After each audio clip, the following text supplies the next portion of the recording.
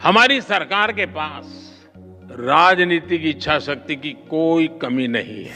এই দেশটা কারোর বাপের না, এই দেশটা সবার জনগণের। ছেলে হাত দিচ্ছে, অন্য ধরে কাজ দিচ্ছে, নারী মানুষ। লাল রক্তের রং, লাল প্রতিবাদের রং, লাল আন্দোলনের রং, লাল বিক্ষোভের রং। কোটা আন্দোলনে মানুষ যেভাবে নিহত হচ্ছে তাতে মনে হচ্ছে 1971 সালে বাংলাদেশের মুক্তিযুদ্ধকে ছাড়িয়ে যাচ্ছে। এদিকে আজ কয়েকদিন ধরে শিক্ষার্থীদের গণহারে গ্রেপ্তার করিতেছেন পুলিশ।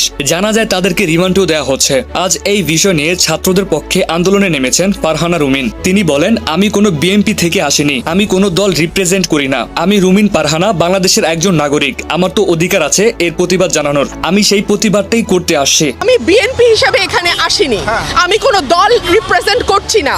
আমি রুমিন ফারহানা বাংলাদেশের একজন নাগরিক। আমার তো অধিকার আছে প্রতিবাদ জানানোর। আমি সেই প্রতিবাদটাই জানাতে এসেছি। আমাদের শিশুদের রক্ত ঝরেছে এবং এই রক্ত ঝরেছে আমাদের দেশের আইন শৃঙ্খলা রক্ষাকারী বাহিনীর গুলিতে।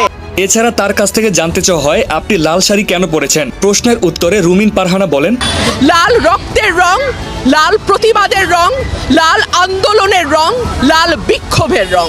এবং আমার সন্তানের রক্ত ঝরেছে, আমার সন্তানরা রক্তাক্ত হয়েছে, তাদের সাথে সংহতি জানিয়ে আমি লাল পরেছি।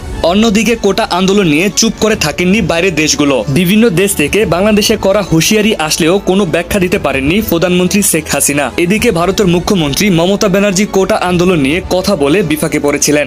মমতা ব্যানার্জিকে বাংলাদেশের পক্ষ থেকে পত্র পাঠিয়ে স্পষ্ট বলা হয়েছিল অন্য দেশের বিষয় নিয়ে নাক না গলাতে। এছাড়া কলকাতার অনেক নায়ক নায়িকারা কোটা আন্দোলন নিয়ে কথা বললেও কথা বলেননি ভারতের প্রধানমন্ত্রী নরেন্দ্র মোদী। তবে কাল এক সভায় বাংলাদেশের পরিস্থিতি তুলে ধরে তিনি বলেন, আমরা এখন পর্যন্ত বাংলাদেশকে কোনো বার্তা দেয়নি, কারণ আমরা ভেবেছিলাম বাংলাদেশের সরকার কোটা আন্দোলন নিয়ে দ্রুত সমাধান করবে। কিন্তু আজ 20 দিন হলো, অথচ এই আন্দোলনের নামে নৃশংস প্রাণহানি ও নির্যাতনের সমাধান এখনো করতে পারেননি বাংলাদেশ সরকার। তাই আমাদের একটাই দাবি, বাংলাদেশের এই ভয়াবহ পরিস্থিতি থেকে সুষ্ঠু ও শান্তি পরিস্থিতি ফিরে আসুক। তো ভিউয়ার্স, এই বিষয় নিয়ে আপনার কি মতামত কমেন্ট করে জানিয়ে দিবেন। এছাড়া আমাদের এই ভিডিওটি যদি ভালো লাগে তাহলে আমাদের এই ভিডিওতে একটি লাইক করে আমাদের চ্যানেলটিকে সাবস্ক্রাইব করে আমাদের পাশেই থাকুন। ধন্যবাদ সবাইকে।